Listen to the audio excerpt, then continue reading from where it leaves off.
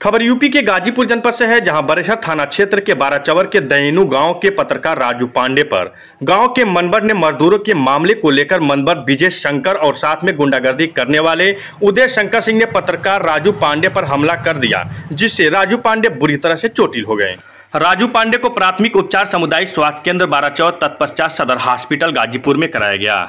सबसे बड़ा सवाल यह उठता है कि बरेसर थाना अध्यक्ष पर पत्रकार राजू पांडे ने आरोप लगाया कि मेरा मुकदमा लिखने के बजाय थाना अध्यक्ष बरेसर ने इन दलालों से मिलकर मेरे पर ही मुकदमा कर दिया, जिससे यह ज्ञात होता है कि थाना अध्यक्ष ने बिना जांच किए किस आधार पर एकतरफा कार्रवाई की। राजू पांडे ने कहा, थाना अगर निष्पक्ष जांच नहीं करेगी तो हम पत्रकारों के साथ इन ऐसे दलालों का पर्दाफाश करेंगे। राजू पांडे ने बताया कि मैं पुलिस कप्तान गाजीपुर से मिलकर आरोपी और थाना अध्यक्ष के खिलाफ शिकायत किया, जिसका उन्होंने भरोसा दिलाया कि आपका मामले का जांच क्षेत्राधिकारी मोहम्मदाबाद करेंगे। मोहम्मदाबाद क्षेत्राधिकारी हितेंद्र कृष्ण को मजदूरों के साथ सारे मामले से अवगत करा दिया गया है। उन्होंने कहा कि आपके साथ पूरा न्याय किया जाएगा, विवेचना निष्पक्ष की जाएगी। गाजीपुर से मोहम्मद आरिफ की खास रिपोर्ट। मैं राजू पांडे स्थानीय पत्रकार बरेसर दहंदू बरेसर गाजीपुर का रहने वाला हूँ। जी ऑफिस मोहम्मदाबाद में जी क्या मामला है? जी मेरा मामला है कि मैं अपने गांव का सदस्य होने के नाते थोड़ा सा बुद्धिजीवी व्यक्ति हूं, और मैं अपने गांव के हमारे कुछ मजदूर थे, 11 मजदूर थे। उन्होंने सुबह हमको कहा कि हमारी मजदूरी हमारे ही गांव का ठेकेदार विजय शंकर जो है लुधियाना ले गया था काम करने के लिए। ले जाकर उनको काम 2 महीने काम करवाया। काम करवाने के बाद उनको पैसा नहीं दिया। पैसा नहीं देने के बाद ये सब आए हमारे यहाँ रोने गिड़गिड़ाने लगे, सर थोड़ा सा थाना पर चलना है, साथ में चलिए। हमने थाने पर चला गया इन लोगों के साथ। जाने के बाद जो भी प्रक्रिया होती है, एप्लीकेशन देना है, उसके बाद एसओ बरेसर जो है उनको फ़ोन करके बुलवाए। बुलवाने के बाद बातचीत हुआ। फिर उसमें ठेकेदार के तरफ से उदय शंकर सिंह आ गए। उदय शंकर सिंह ने ठेकेदार को छुड़वाया थाने से। थाने में वो बंद थे, उनको छोड़। उदय शंकर सिंह पूर्व का चुनाव लड़े हैं बीडीसी का, अभी प्रधानी के चुनाव की तैयारी में हैं, और प्राइवेट विद्यालय चलाते हैं, और माफिया तरीके से बात करते हैं, दबंग तरीके के हैं। तो उन्होंने उस तरफ से आए, और आने के बाद पंचायत के तौर से बात करने का सजेशन दिए। बात भी हुआ, पंचायत से बात नहीं बन पाई। तुरंत उसी दिन हमको उदय शंकर सिंह कुछ लोगों को साथ में लेकर, बुल्लू यादव को, कि तुम मजदूरों के तरफ से पैरवी करने क्यों गया था। हमने कहा भाई पैरवी इसमें करने की क्या बात है, खुद यह सरकार जो है गुंडा माफियाओं के खिलाफ है, तो हमको पैरवी करने की क्या ज़रूरत है। हमने बस अपनी बात रख दिया है, बाकी भाई जो न्याय होगा आएगा। इसके बाद उन्होंने बार बार हमको धमकाने लगना। जब भी मैं कहीं रास्ते में मिल जाता था, हमारे गाड़ी पे शराबियों के साथ हमला कर देना, कॉलर पकड़ लेना, गाली देने लगना। मैंने 2 बार इसकी शिकायत एसओ बरेसर को किया। उन्होंने कहा कि भाई गांव का मामला है, देख लीजिए, आप हट जाइए। हमने कहा सर तो मैं तो हट गया हूँ, हमसे कोई लेना देना नहीं है। तीसरे दिन हमारा एक साथी है हरकेश यादव, वो हमें लेकर अपने घर जा रहा था। हमारी मोबाइल खो गई थी, हमें लेकर अपने घर जा रहा था। उसके घर से जब मैं निकला तो रास्ते में ही अपने जो उदय शंकर सिंह हैं, इन्होंने वो बुल्लू यादव के कुछ लड़कों को लेकर, अमरिंदर यादव, नरेंद्र यादव, सुनील यादव को लेकर हमारी गाड़ी रुकवा लेते हैं। रुकवाने के बाद हमारे साथ मारपीट, मैंने हमको मारने लगते हैं। पहले तो हाथ से पीटते हैं, उसके बाद तुरंत लाठी से मारकर गिरा देते हैं। गिराने के बाद मैं वहाँ अचेत पड़ जाता हूँ। इसके बाद मैं आकर अपना प्राथमिकी दर्ज करवाता हूँ बरेसर थाने। 4 तारीख की ये घटना है।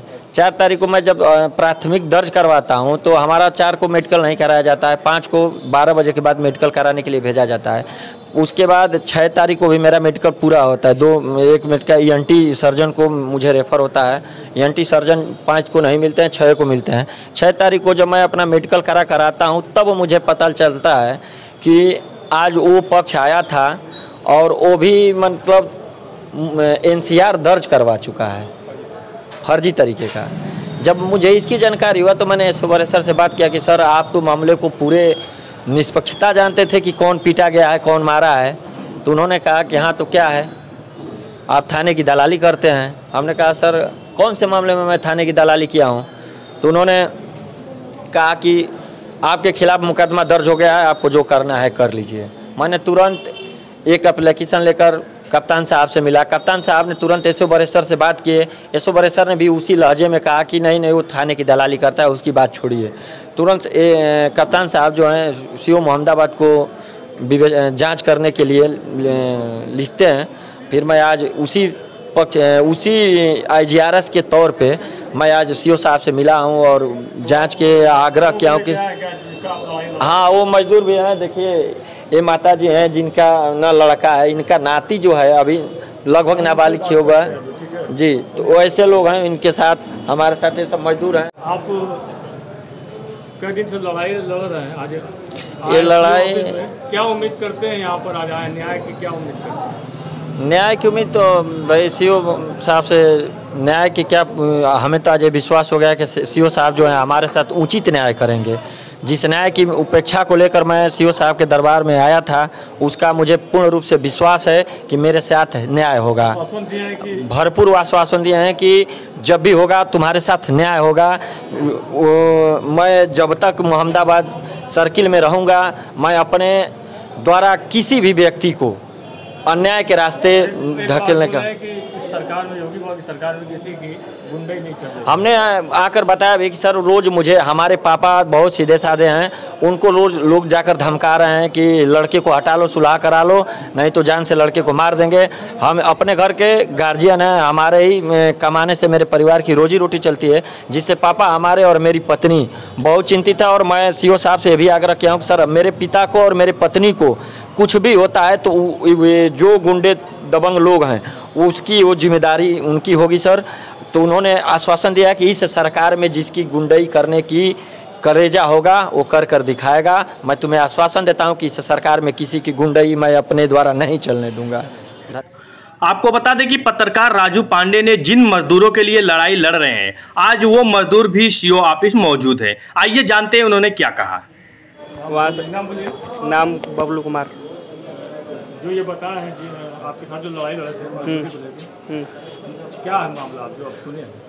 हम गए थे काम करने के लुधियाना, तो हमारा ठेकेदार विजय शंकर, पिता का नाम बड़े लाल राम, वो हम लोगों को बोला कि चलो घर हिसाब कर देंगे। तो हम लोग घर आए तो बोल रहा था हम पैसा किसी को नहीं देंगे। तो हम इसके पास गए, राजू पांडे के पास, बाबा के पास। तो ये बोले कि चलो हम चल रहे हैं। तो एक एप्लीकेशन थाना में ले चल कर दें, तो ये हमारे साथ चले थे देने के लिए। तो उसके बाद फिर से उदय सिंह ये आ गए उसके तरफ से, बड़ेलाल की तरफ से। तो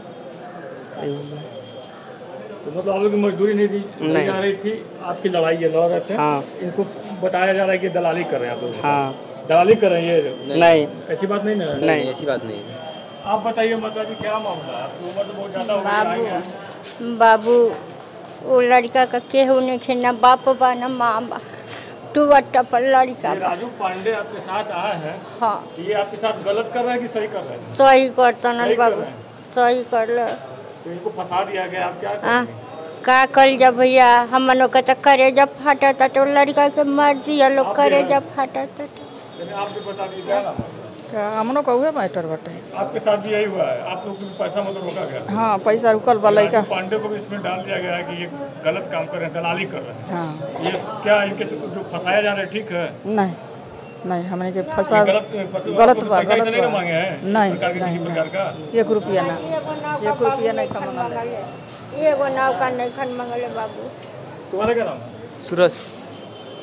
तुम्हारा भी पैसा फंसा है क्या? ठेकेदार तुम्हारा भी लेके रहते हैं जी। इनको तुम्हारे साथ जो मामला घटी है, आपके साथ राजू पांडे खड़े हैं, पत्रकार हैं जी, तो इनको कहा जाए कि जाके थाना में दलाली करें। आप लोग से पैसा ऐसा मांगा गया है क्या? नहीं किसी के द्वारा? राजू के द्वारा नहीं मांगा गया? नहीं। आप भी हैं? हमारे भी लड़के थे, गए थे वहाँ काम करने के लिए। तो राजू पांडे को बदनाम किया? नहीं, राजू पांडे, नहीं, राजू पांडे को कोई बदनाम नहीं कर रहा है। ठेकेदार आरोप लगाए हैं, तो ठेकेदार सही है कि राजू पांडे सही है? राजू पांडे सही है। राजू पांडे सही है। तो जो आप आए आज यहाँ पर सीओ ऑफिस में, क्या कहना चाहेंगे सीओ साहब से? हम लोग क्या कहना चाहेंगे, मान लीजिए जो न्याय हम लोग को चाहिए ना। चलिए ठीक है।